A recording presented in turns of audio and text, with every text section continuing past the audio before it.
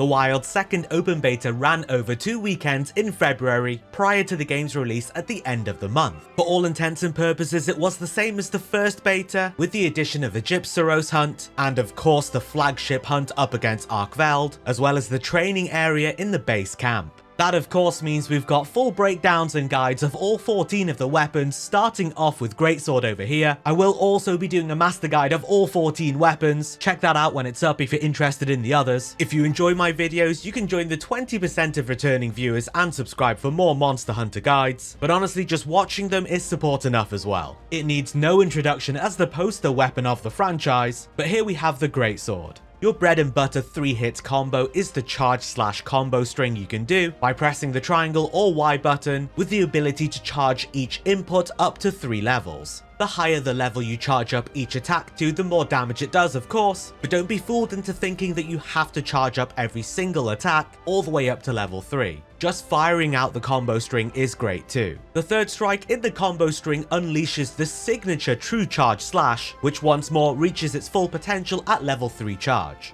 You can aim these strikes by toggling focus mode using L2, allowing you to readjust if you're off track.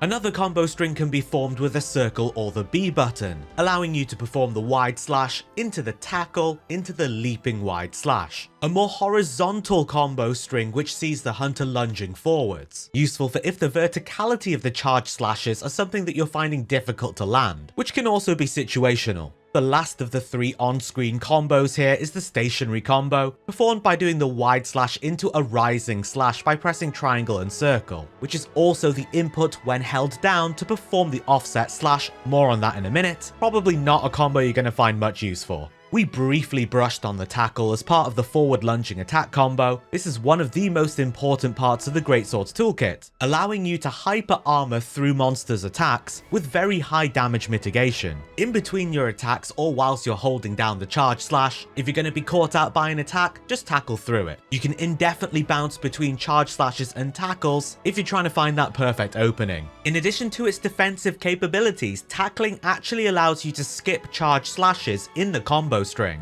So for example, if you're holding down the strong charge slash the second attack in the combo, you can tackle cancel into the true charge slash immediately. Not particularly quicker than just firing out neutral uncharged charge slashes, but something worth keeping in mind. When hopping off a ledge, you're able to hold down triangle to initiate the jumping charge slash, which can charge up to 3 tiers like the regular charged slashes. A pretty fun ledge tech which you can then follow up with a unique attack, the strong wide slash, which can then be comboed into a TCS. Alternatively, you can press R2 to do a plunging thrust, which sees the hunter descend to the ground much quicker. The trade-off here is it doesn't do anywhere near as much damage. As well as tackling, you're able to throw up a guard by holding R2, which sees the hunter place the greatsword in front of them to block attacks. You'll take chip damage depending on the power of the attack, and a hit to stamina as well. However, if you time the block just before the attack lands, you will execute a perfect guard, which seems to fully negate any damage, but it might be dependent upon the amount of damage inflicted. You're able to get into your guard very quickly, near enough out of any attacks and combos. And blocking appears to be a much bigger thing in Wilds. Even though we don't have any guard skills or guard up, it seems very effective already. It's fantastic on the Greatsword. Use it. Any weapon that can block can initiate a power clash with monsters as well, after which you're able to go directly into a TCS. Greatsword also features the new offset attacks, a timed parry and repelling attack that knocks the monster back. Hold down triangle and circle to charge your offset rising slash up to 3 charge levels, timing your release for when the monster strikes you to successfully execute your offset attack. Your hunter chases down with a follow-up cross slash using their hook slinger, which you can combo into a strong charge slash, or that unique strong wide slash we saw after the jumping attack. Whilst holding down L2 in focus mode, you can press R1 to perform the focus strike, Perforate, which sees the hunter drag the greatsword across the monster, slashing it for ticks of damage and popping the wound. In addition to being dope as hell, you're also able to go directly into a TCS straight after. And that about covers everything the greatsword has to offer with all of its different moves and combos. The rest is about getting out there and experiencing it for yourself. Much of the weapon's usage is determined by positioning and placement, made easier by focus mode, which allows you to redirect your attacks. Greatsword is feeling to me like it's become the new sword and shield, the new ultimate weapon, the one that does everything, and to a very high caliber too. It's feeling like a really fun, accessible choice for all skill levels. Take it to the training area, give it a spin up against a few Chatacabras, see how you get on. As mentioned, I'm going to be covering all 14 of the weapons in a master guide and in these individual breakdowns as well. If you're interested in those, keep a lookout for them. Join the 20% of returning viewers and subscribe if you want to catch more of my Monster Hunter videos. But until next time, I'll see you in the Forbidden Lands.